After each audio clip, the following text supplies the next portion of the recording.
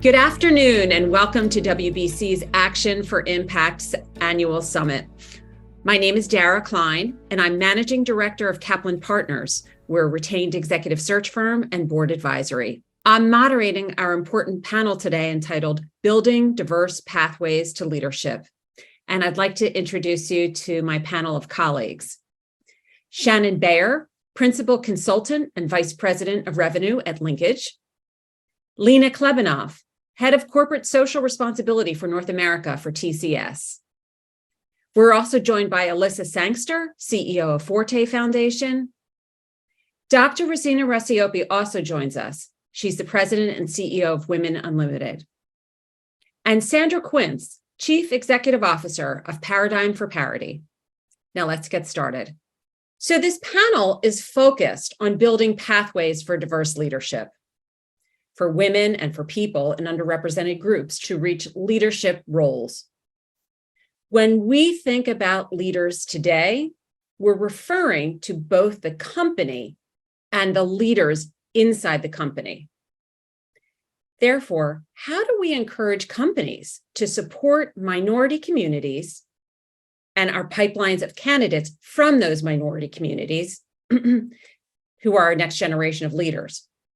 And how do we encourage our leaders to sponsor our candidates from the underrepresented groups to help build this pathway to leadership positions?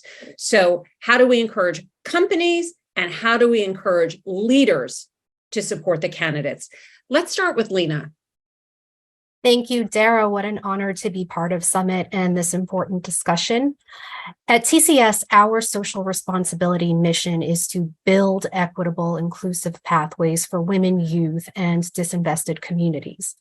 We absolutely must create clear paths to leadership for current professionals, but one of the most important strategies to do that is starting the conversation early. So when young adults enter the workforce, there isn't a confidence or a belief gap.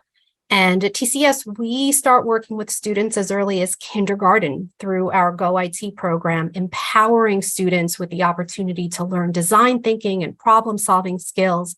And we also offer teacher training and resources to teach computational thinking and build teacher capacity through our Ignite My Future program. Because as a global tech company and industry leader, we know that computational thinking and digital fluency are critical for success across all careers in all sectors.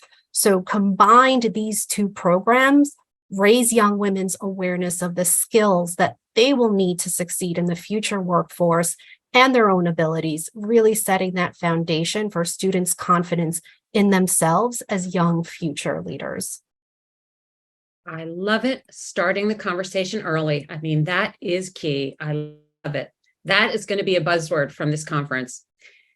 Rosina, I'd love to hear from you and your thoughts on both how do we encourage our companies and actually how do we also encourage our leaders to sponsor?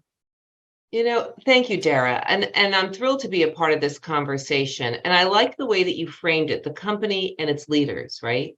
The company, if you think about it, sets the objective.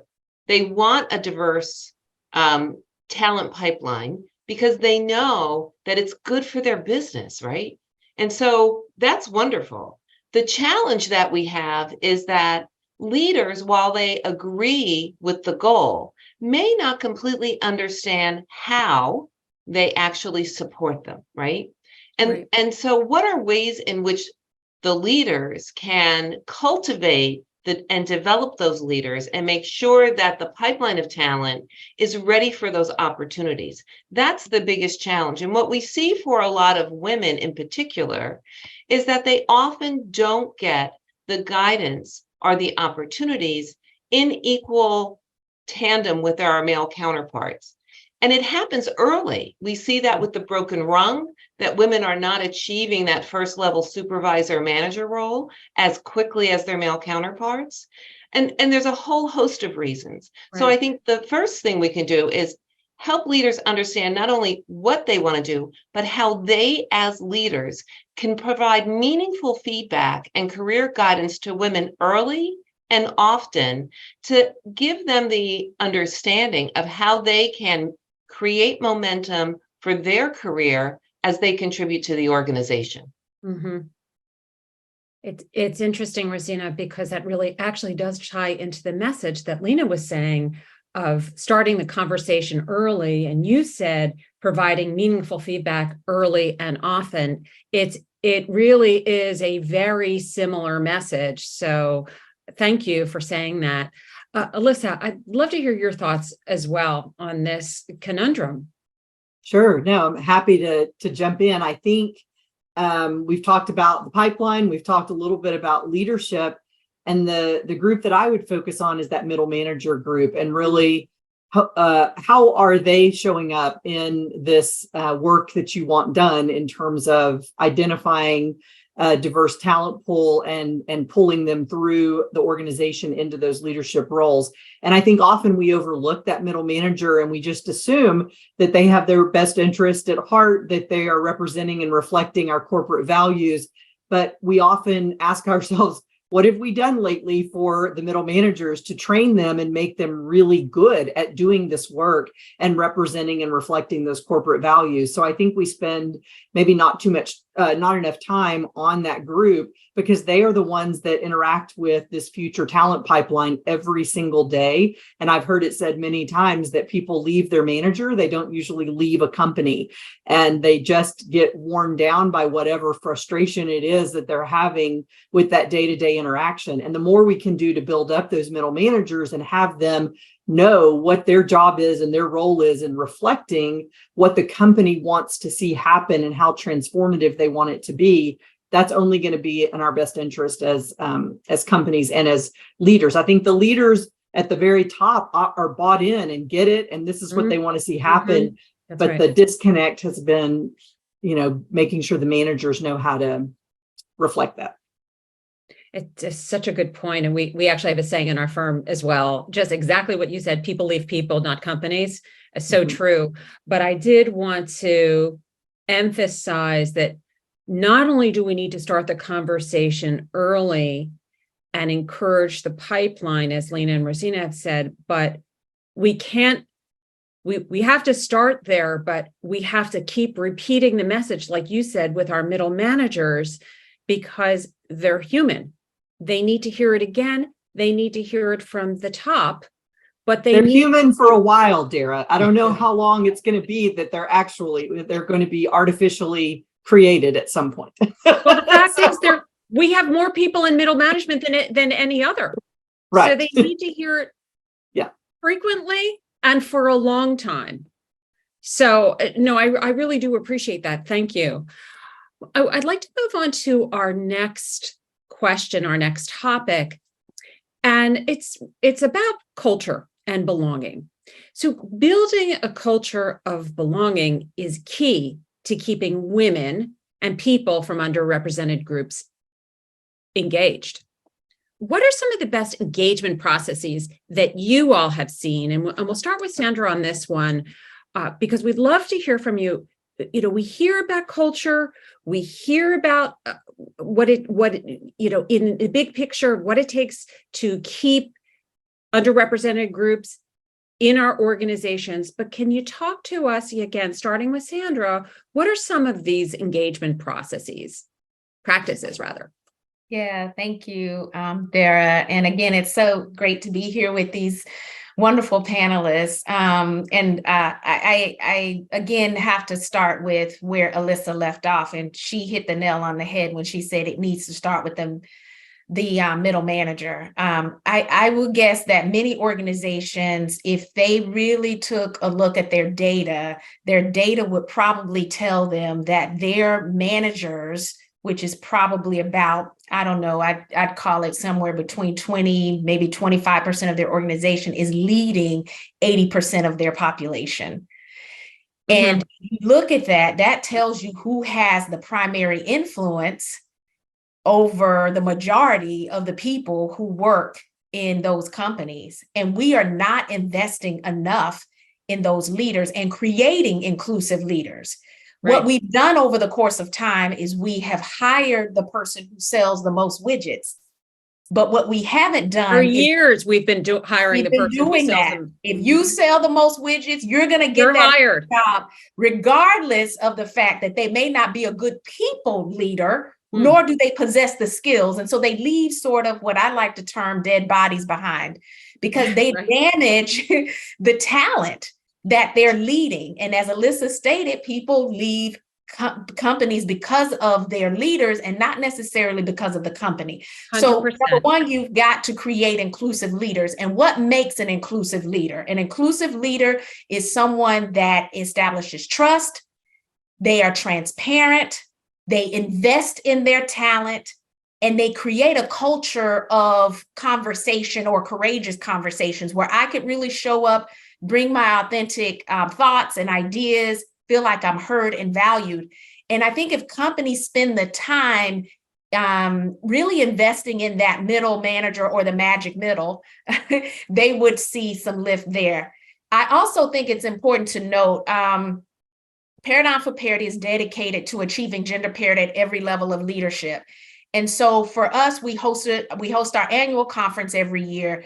And last year we had Gallup really talk to us about some of the studies that they have been doing. And they polled women and asked women, what is it that attracts you to organizations? What are you looking for? And there were 5 major things, and these are not in the order that they shared, but I'm going to call out these 5 major things because I believe these are the areas where companies need to invest and really put better processes around.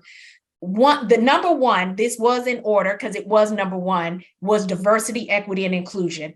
Women said that it is DE&I that they look for in companies, not just checking the box, but how are companies really investing around diversity, equity, and inclusion, and what does that look like for them?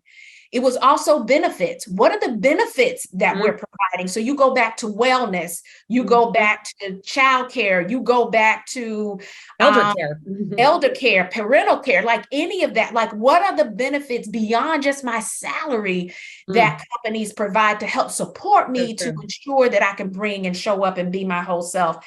Flexible work. And we've talked a lot about flexible work, but that was another one. Career growth and opportunities, and attaching my personal passions to the work that I do every day. And then pay was also a part of that, but pay certainly, while I was in the top 5, it was probably the 5th on that list. So those are just some things that I believe companies have to pay attention to if they want to really have attract women and underrepresented talent. I really appreciate you sharing the Gallup research and those 5 most important things to invest in with all of our talent. I totally agree. And we do see that in our work as well, particularly under the category, the very large category of benefits. You're so right. People ask about that. And I also think that you can't fool people anymore by saying we have a DEI person. You cannot fool people. They know. They know that when there's a figurehead and when a company is truly investing. So I really do appreciate that, and also the courageous conversations, the trust, transparency. I think these are really meaningful things that women and other people from underrepresented groups look for. So thank you very much. I really appreciate that. Shannon, would love to hear your thoughts on this one as well. And again, I'm just honored to be in this group on this panel. We're happy to have you. But just to follow Sandra, and so to not repeat, because what you're saying is so on point. There's a couple pieces that I also like to always consider when I'm talking to our organizations. And sometimes we're talking to the CHRO, sometimes we're talking to the CDO, the CEO, sometimes we're talking to a business line leader or a first-time manager. So the conversation kind of goes all over the place. But I was told once by a woman who actually I met through the WBC that culture is the story we tell. And when the stories don't line up is when you lose engagement. So to your point, you can't dial it in anymore. the story of the culture of inclusion and belonging has to really feel like that on the ground. I was listening to a podcast just this morning. It was, I think, the COO of Got Junk, they come and pick up all of your stuff. Right. And he helped grow it from 2 million to 200 million over 6 years. Amazing. Absolutely amazing story. And they said, well, what are your values? Like, what do you put first? He said, people come first, employees first. Because if I put my employees first, they will put my customers first, and our money will come. It's a value. It's a value prop, right? And so Value. we can absolutely get down to the dollars and say this is why it's a good business case. But the reality is the human in the work world needs both the business case and the heart. Why are we doing it? And why does belonging make sense to all of us so that we don't feel excluded or like the outside group, whoever that might be? So to everybody's point, you start with leaders. You just have to. The research Linkage has been doing for 35 years is around leadership, high impact leadership. And where we've really landed in the last 6 years is this idea of 5 commitments. That there are different than skills and capabilities, you need those too, but there are 5 commitments that leaders bring to the table. Mid-manager, first-time leaders, everybody who's in that space, people who want to be leaders. When they shine, it's because they know how to achieve and innovate. That's kind of great, ground stakes, you need that. But more importantly, you can inspire, you can engage, and you're on some sort of internal self-awareness journey, right? So those 5 pieces all together is how leaders can show up in a way that actually inspire followership or engagement. Right. And so when you look at that, there's inclusive behaviors that have to be in each and every one of those aspects. We know innovation is better when we have diversity and inclusion, more voices are heard. But for engaging people, that question around how do you engage people, it comes down to being able to know that you're not actually engaging a monolith. There is no Black woman. There is no woman. There is no white male. There is an individual. When you're at the leader level, you have the opportunity and requirement to engage on that one-on-one level. So their superpowers, you leverage them so they can, I forget who just mentioned it, so that they can be aligned with their passions. I think it was you, Sandra, on the list from Gallup. How do you get them there? And then how do you coach them? Make sure your leaders have skills to coach. And those are in-time coaching, that's developmental coaching. It's all the types of coaching we need to bring home. And I know we all know it, but you got to know your biases. We're humans, we have them. We have to be honest about the fact that they exist. And so how are we as leaders going to make sure that we are really accountable for our own biases so we can check ourselves when they're playing out in different aspects of feedback loops or coaching? So, just keeping in mind that employee engagement, women underrepresented, it's not mass marketing. It's that individual conversation. It's that responsibility to engage. And that's why people leave managers, not organizations, because it's when that person doesn't engage them individually that they feel left out somehow. And so if we can make those things happen and create that story and really live that story, that alignment stays really nicely together.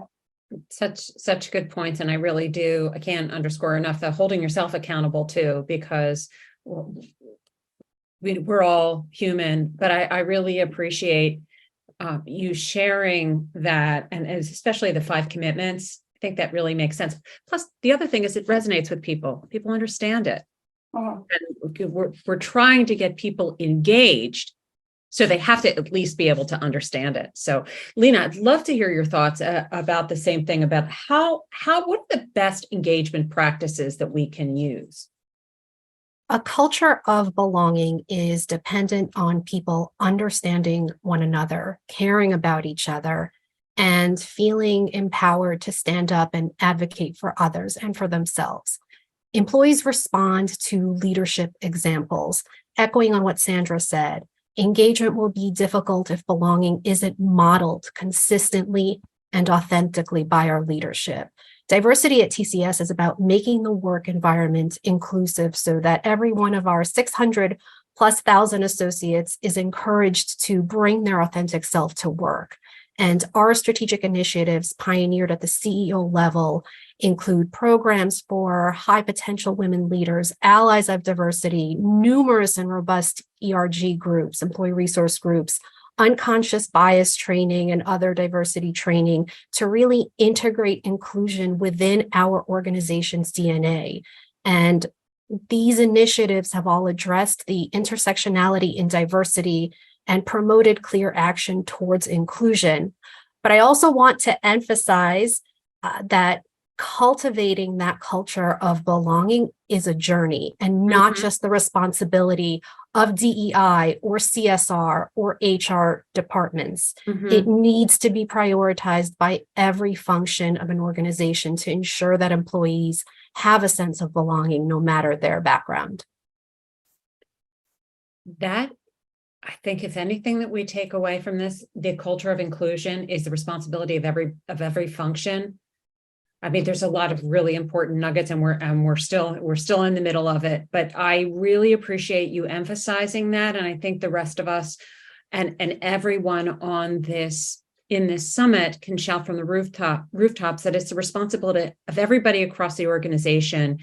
The CEO is one person, that the message comes from them, but this is not just an HR thing. An HR initiative. So really good point. I really appreciate you shouting that out, and you have all of us on this call to scream at the top of our lungs for it as well. So moving on to the next thought, there are numerous organizations around the world that are pushing for more diversity from the junior level to the mid-level and all the way up to the C-suite. This is what we've been talking about. It's pervasive throughout every organization. How do we help companies become more inclusive? Let's talk about that, and we'll start with Shannon. And I just want to give out a shout out to, so Linkage was acquired by SHRM, Society of HR Management. Right, that's right. Last year. Johnny C. Taylor declares himself quite regularly our Chief Diversity Officer. He believes as CEO he is the one who sets the tone for it. And so he's shouting from the rooftops. He is shouting from the rooftops. So I thank you. I completely agree with that aspect, that it is all of our jobs. And it certainly is helpful when the CEO is shouting from the rooftops. But, when we think about diversity and inclusion, there's a reason we use two different words, because diversity is getting people in the door. Inclusion is inviting them to stay. There's a partner we have, Ashoka Abalu, who we talk about, it's not about making room at the table, it's the table was missing you, right? It's understanding that when we invite people in, we're not creating a new space because, oops, we didn't think about you. It's because your voice is valuable. And we need you at this table. And so, we want to kind of keep diversity and inclusion slightly distinct. And there's incredible value in measuring and understanding diversity. And we need that next level of inclusion and belonging. So when you think about it, and we're talking globally, but just one factoid, $8 billion is spent in the US annually on DEI training, ERGs, all the things we normally leverage. We are not seeing the outcomes we want from that. So we've dug into that, right? I mean, I don't know. Yeah, I mean, that the facts are the facts. Yeah. And so, it becomes an interesting thing to dig into, and you can find research that tells you a lot of things. Data is interesting. What we really focus in on are what is the organizational surround, is the term we like to use, that we need to pay attention to. So I think most of us know talent systems is one of them, right? So I think it was Rosina who said about feedback, constructive feedback. Just read a study this morning about how women are quitting because they're not getting constructive feedback. Things like, you flip your hair too much. That's not constructive, right? And things that just don't play into how you're going to be a better employee that hits milestones and success factors. So women recognize this, as do underrepresented populations, as just performative feedback or biased feedback, explicitly biased at that moment. And so we got to be really intentional about what expectations we're putting around our talent systems and processes for acquiring talent, promoting talent, retaining talent. We also have to really think about, so that's the talent systems. We really have to think about that executive piece. And I'm going to go back to the idea of, we can see it when it's not real, when it's just words and not actions. So we got to see that as well. We have to, and I think we brought this up earlier, we have to develop the individuals equitably, right? And so what that looks like is, which we know is not happening. which we know isn't happening. And so it's great that we have these advancing women groups, or we have these advancing ERG groups that are skill developing that population.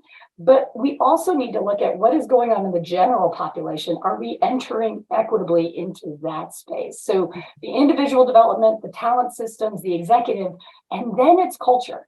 And then it's, are we requiring people to pay attention to their impact? Do we have development systems that say, hey, this is an expectation of you as a leader? You know, we're doing a lot of hard work in HR to bring you a diverse workforce. We expect you to retain them in equality, right? Like, and looking at the percentages across the board. So are you inclusive, or are you assimilating, right? That's a nice line we need to draw. Is asking people to show up as their, I think Sandra said it, their unique, authentic self. We want that because that's the powerful person you hired. So if all you do is find this amazing person and then make them become the way you want them, you've lost an opportunity of inclusion at that point.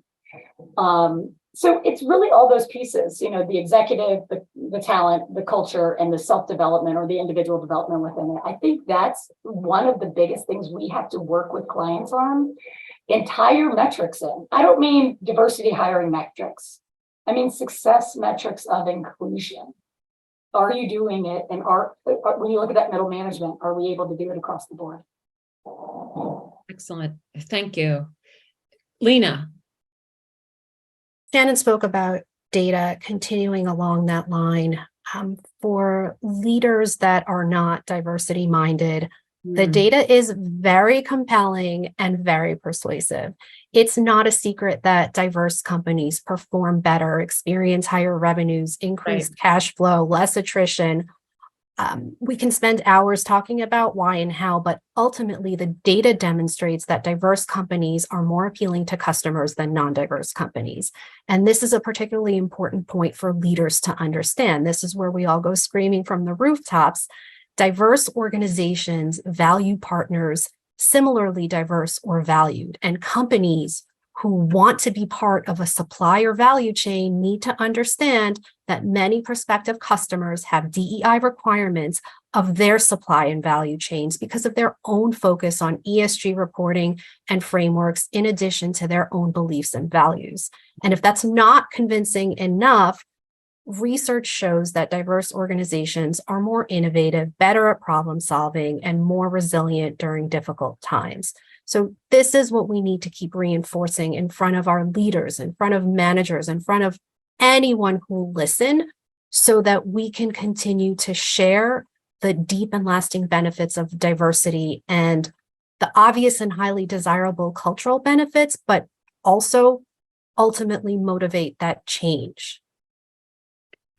Thank you, Lina. And I, Rosina, I really want to hear from you, but your point is so interesting because while everybody knows the facts of the facts, here's the data, it's almost as if some of our leaders don't believe it because they think it's right for the next person because we're not making enough headway.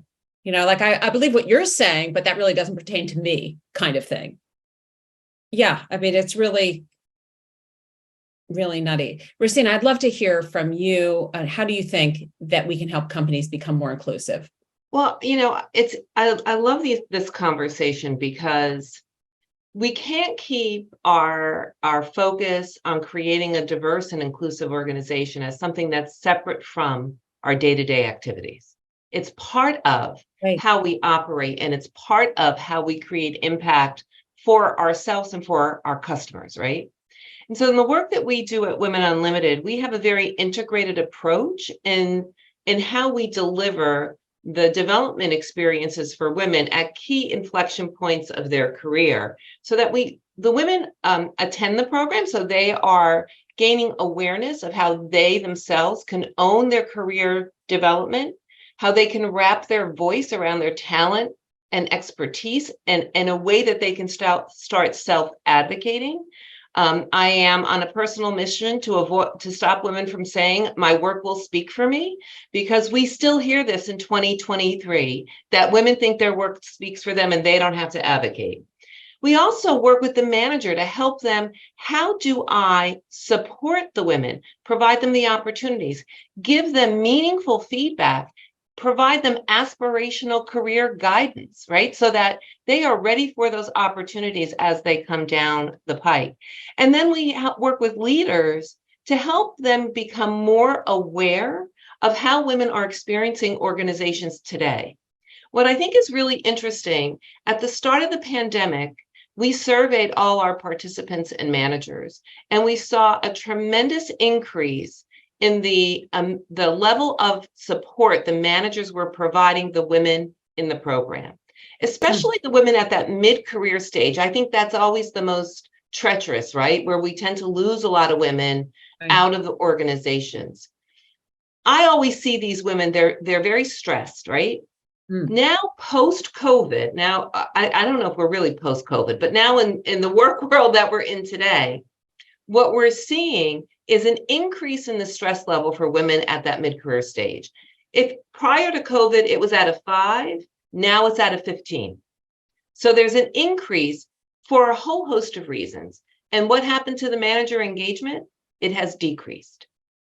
So there's something going on in our organizations that leaders need to pay attention to, because if we are losing women, if we are creating environments at that, what I think is an important and yet dangerous level at that mid-career, we're going to lose a lot of the work that we're creating from the early career, and we're not going to have, and we're starting to see a decrease in the number of women that are moving into the C-suite. So I think we're starting to see the effect of that, and we need to start paying attention to it. Right. We've kept as a corporate America, we've kept our eyes now off our prize. Right. Which is problematic. And, we hope that our leaders realize how challenging it is. I want to move on to next question, because it really is close to all of us here at WBC. And Rosina, I want to start with you. I'd love to hear from you how you think that the recent Supreme Court decision on affirmative action affects diversity, equity, and inclusion at our companies. It's something that we are still wrestling with. Yes. A lot of the companies that we partner with are very focused on understanding what the implications will be. Right. They're not abandoning their focus. Let me be clear about that, because as we said throughout this session, having a diverse and inclusive workforce makes the organization stronger, innovative, and more successful. As a leader of a company, I want to build the best and the best organization to achieve my goal. A diverse organization allows me to do that. So there are a lot of forces at hand who want to diminish those efforts. And I think the jury is still out on what those efforts will be. But it's concerning to me, and I know it's concerning to a lot of folks that are inside organizations that are involved in these activities. It is very concerning. It is very concerning. I appreciate it, and I really thank you for that feedback. Elissa, I'd love to hear from you. To hear what your thoughts are of how the Supreme Court decision on affirmative action, how it affects diversity, equity, and inclusion here in our country and on our companies. Sure. So we've been watching fairly closely over the last year as they've been talking about it, and then when the decision came down, we were obviously very concerned. At Forté, we're working with universities and business schools and companies to really look at that diverse pipeline and how we're going to continue investing in that and making sure that we can provide that diverse talent to the companies as they graduate from business school or from undergraduate academic studies.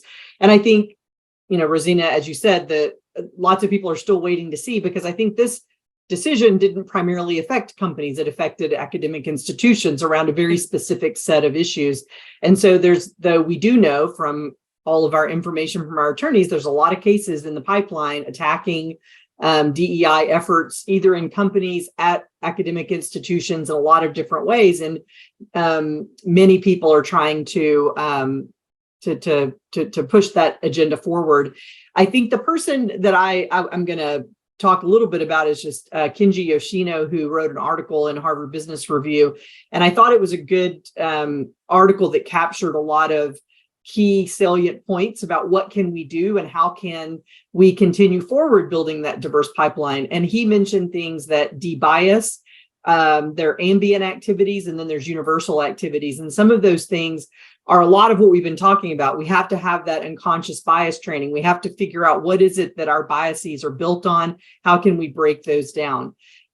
Refining your promotion process and your job posting process, and making sure you conduct structured interviews. Like, there's a lot of things that companies have put into place for many years. Maybe some haven't. And if they haven't, it's time to invest in shoring up your processes for identifying talent and hiring them.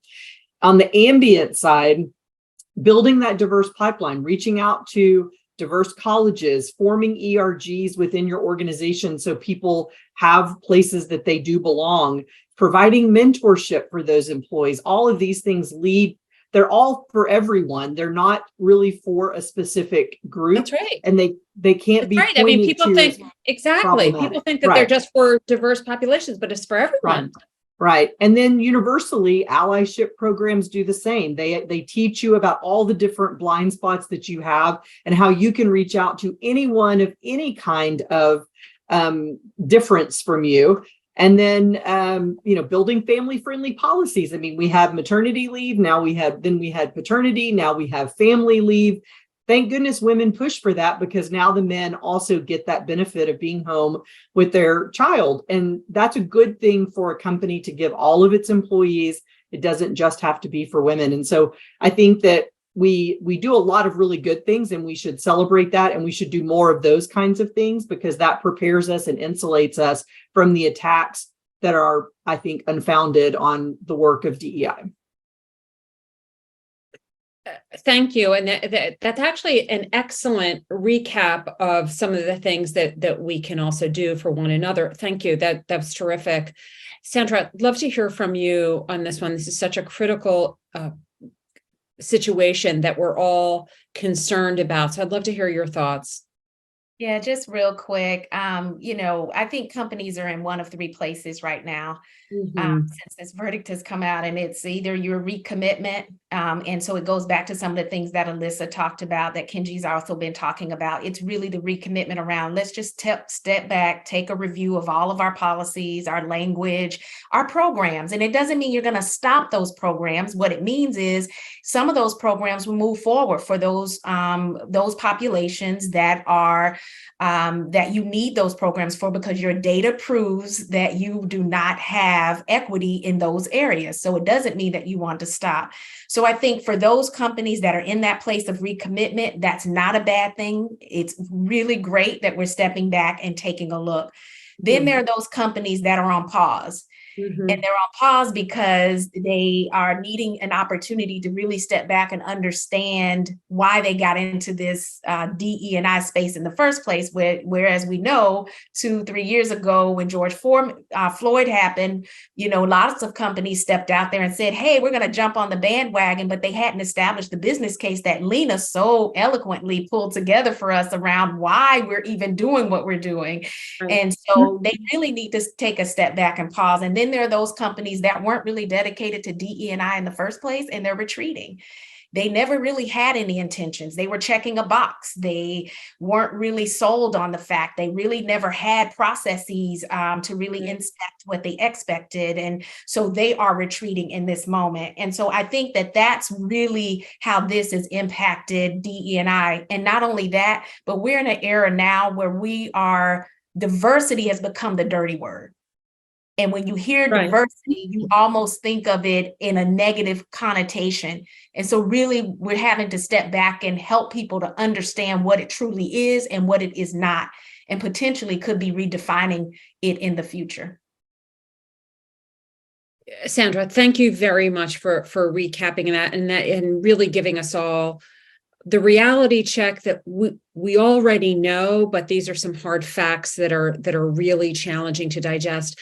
I want to thank all of you for your remarks, your comments, for sharing your wisdom with the rest of the group here at WBC. You were terrific. I so enjoyed getting to know you and hearing your amazing perspectives.